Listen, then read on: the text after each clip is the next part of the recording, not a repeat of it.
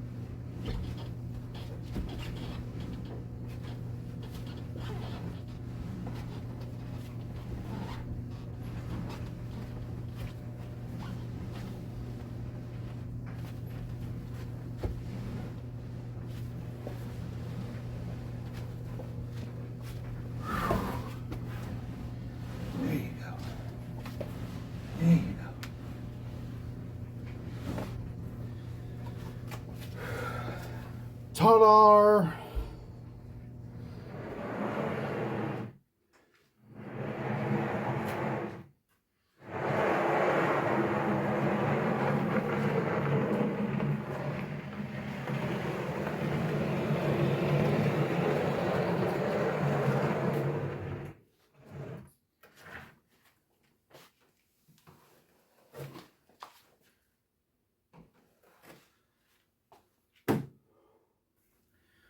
How y'all doing? I'm gonna give you a drink of this coffee. It's good. Thanks for coming back. I want to make a unique video, and that is getting something off of eBay, buying it, meeting the seller, and hoping everything goes good. And then, you know, everything so far turned out great with meeting the seller and everything. Nice drive. And then bringing this home, this bass amplifier, Peavey TNT 100. Supposedly this is a 1977 model. Supposedly it has a Black Widow speaker, which I'm bound to believe that for sure, just because of the 4-inch voice coil that I can see through here. So we're going to inspect this amp. We're going to put it on a variac, see if it's drawing a lot of excess current or not. Hopefully it's not. And then we can proceed to possibly check out the speaker and take the chassis out of the amplifier cabinet and give it a look over. The seller told me that he believed he had put some new caps in this amplifier, so we can easily verify that. But this is kind of one of those videos of you get something off eBay, you go and pick it up, what do you get, you know? And in this case, did we get something good?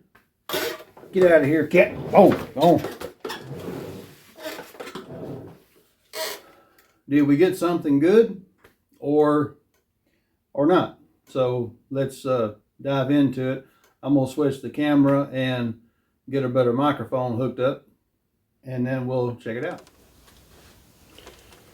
Now remember, except for pictures on eBay, this was sight unseen. So we had a good idea of what it looked like and everything, but that's different than having it right in front of you. So, inspecting the power cord. Kind of a little kink right there, but got this amp for a song. Thankfully, it's got the 3-prong cord. If this is factory, it is an old cable, so it probably is. So we're going to plug it into our current limiter. Alright, I'm going to stand behind this thing. And I'm going to turn my variac up, get some voltage.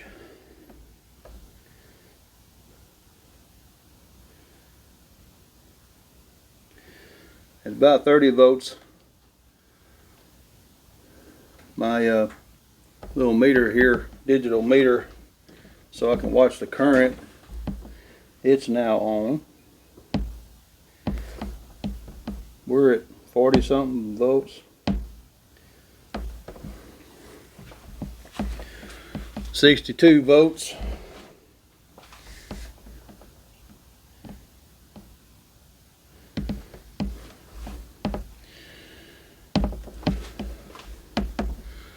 $79 volts. All right, let's just power it on. This kind of put everything at a mediocre setting here. Let's just see what happens.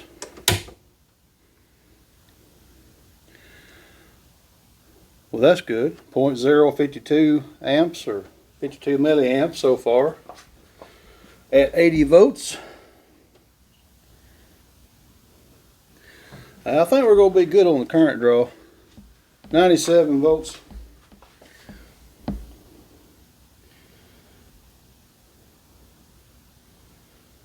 Yeah, I can hear things coming alive in here now.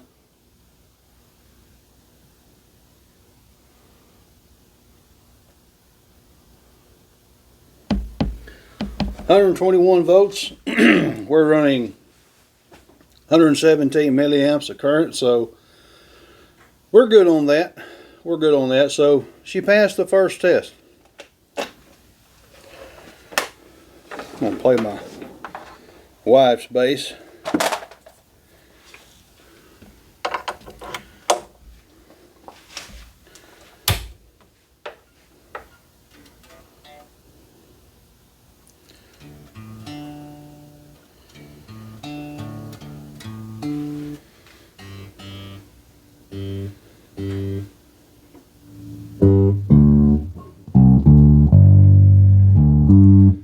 Well, it's a wall rattler.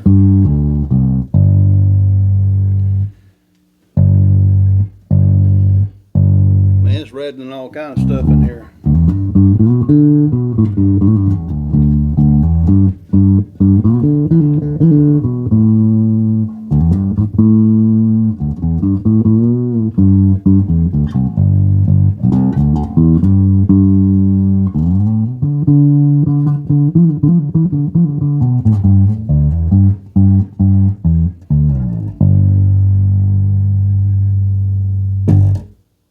Definitely plays, man. Alright. Next is we're going to take the chassis out once we unplug it and everything.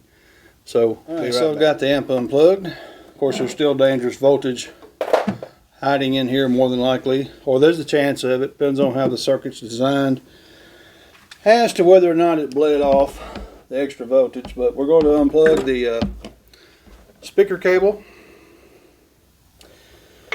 And I expect this chassis, it won't be as heavy as the tube type, but I still don't believe it's going to be real light.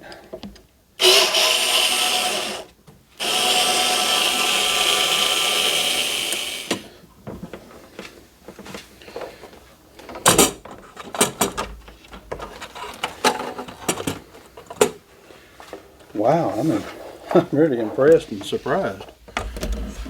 Oh no! We got IC capacitors. Woo!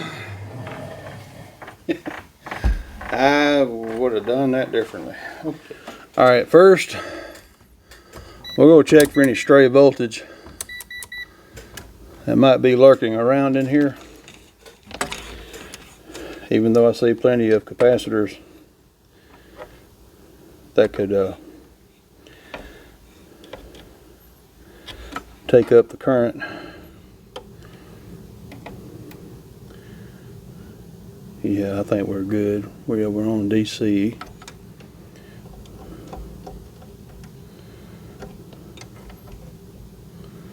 Nothing there.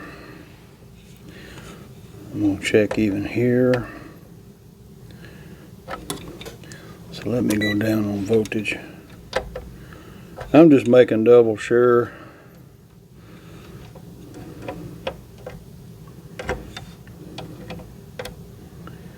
There ain't nothing in here waiting to zap me. Let's go back over here. Oh, these are running series. And there's nothing there. Okay. And just to make sure. Yeah, we're good. We're good on the voltage. There's nothing there. So, a real simple setup for the TNT 100 70's model. I mean, look how little space is used in this chassis, folks. It's crazy. Just crazy, man. Now, I'm just looking through here, and I don't see any burnt resistors. As far as the smaller, what are these, half watt or 1 watt type? Here's one that's either a 1 watt or 2 watt. But then we have some probably 5 watt. We got 4 of these 5 watt cement resistors.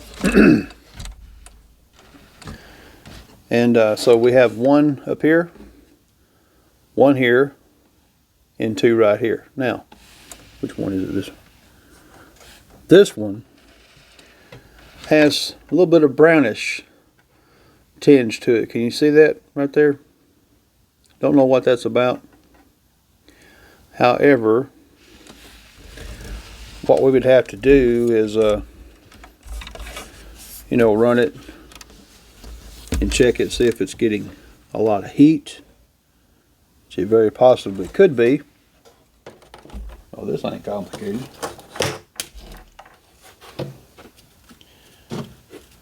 There she is, ladies and gents. Woo, that's seen better days. So this speaker cone, thankfully, has this coating on the suspension. This part here, this sealer gasket, is what I was saying, it has seen better days. But in this application, it really don't matter, because we're not sealing from this side. We're sealing from the other side.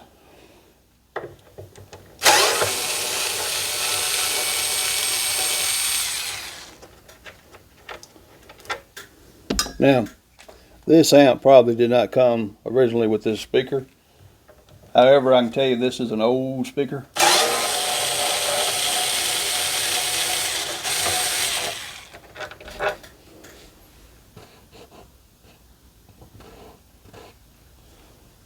I hope it's not a tiny crack right there.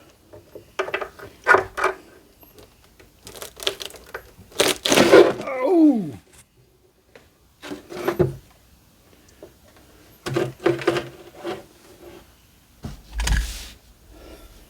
Yeah. Not even sure if the polarity is hooked up right just yet. And we'll figure that out later. Alright. There she is. I'm wondering what this is right here. If it's a repair that's been made.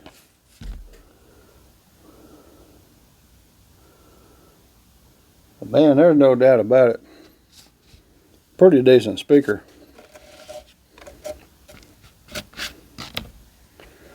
Is it a Black Widow?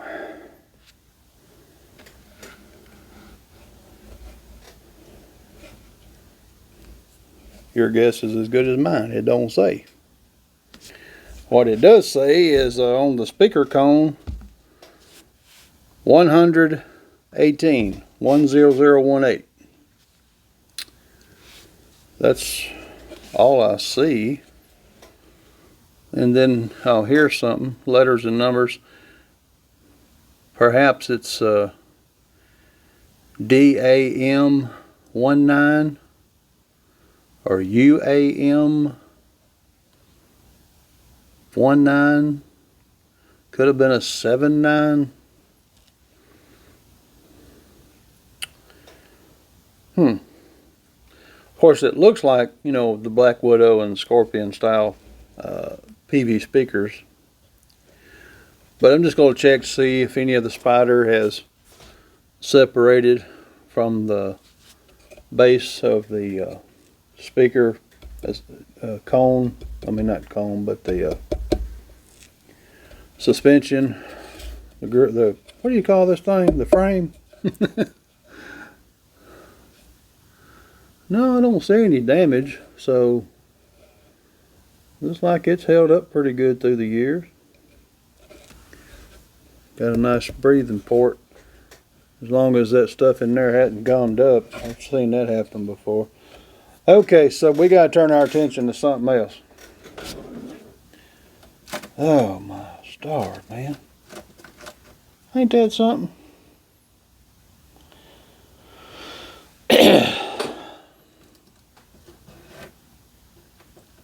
That really aggravates me.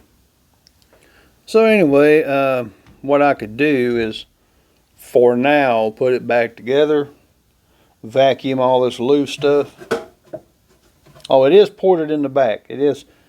There's a factory piece of wood down here, and it does have a little base port across the bottom here, so the air does come out of the bottom. However, it's sealed the rest of the way. So yeah, I'm gonna say putting in a new board here sometime. Use some good plywood or something, and that'd be a lot better. You know, of course, seal it off. Put some silicone sealant in between all this. Get a nice tight fit and everything, so it won't rattle, shake, rattle, and roll. And yeah, that'd be good. So, this is a lesson that a good deal. Now, let me say this before I say anything else. For $80, I think this was really good. But in saying that, I'm disappointed in the state of this nasty old piece of wood here in the front, holding the speaker on, of all things. But now, this has been on there a while. That's been on there for a while. So sometimes, the really good deals don't turn out to be, maybe the best deal. But in this case, I think we got a pretty good deal. I mean, hey, I got an amplifier from the late 70s. That's important to me. It's got a powerful 15-inch woofer. That's great. I don't care if it's a non-brand. I mean, it's going to do for what I need it to do. 4-inch voice coil. I mean, I doubt I'll ever blow that thing, the way I play and my wife plays. So I can't complain. I mean, it's a simple circuit.